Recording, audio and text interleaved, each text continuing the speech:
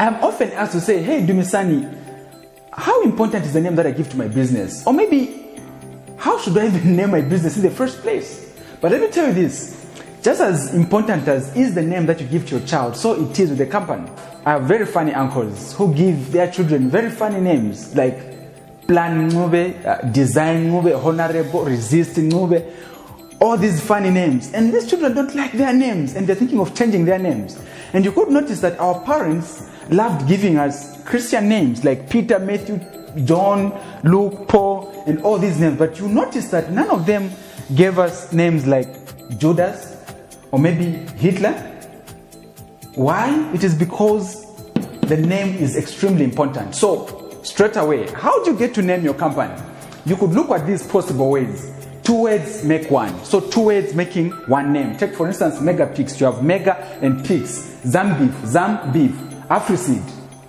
So you could as well look at number 2, a made up name, no meaning. You have Yahoo, Google, very good names, but no meaning. You could have Centrix and all these nice fancy names, but no meaning.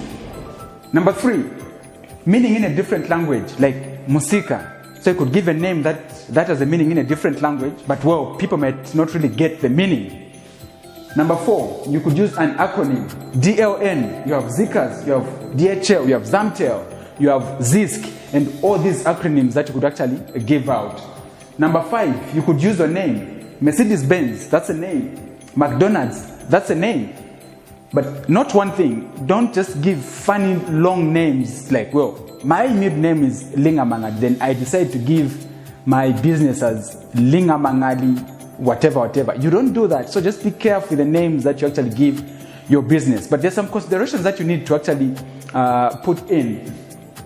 Number 1, specialized names. Specialized names are very good in that from getting the name, you can get what the business may be all about. Take for instance, Glad Tidings Software Limited. You might be sure from the word go that, well, this is a software company. You could have Card Plus. You could tell that, okay, fine, this could be dealing with cards. Card Technology Services. You could tell that, okay, fine, this is the line of business. So you can consider using a specialized name provided you want to continue in that field. But be certain to consider your short-term and long-term goals.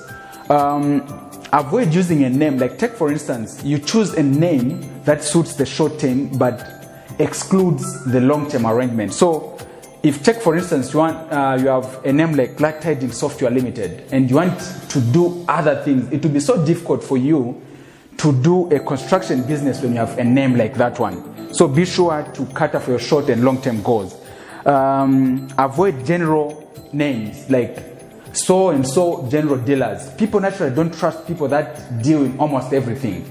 So be sure not to give names like general dealers, enterprises, and all these names that come in. Lastly, avoid too long names. Having too long names, it inhibits the ability to remember the name of your company. Then also just when typing emails, it gives chances to making a mistake.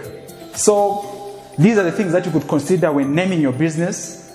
In case you have any questions, please bring them down in my inbox or in the comment box, and let's see how we could pick it up from there. This is Dumisani, and the future is bright.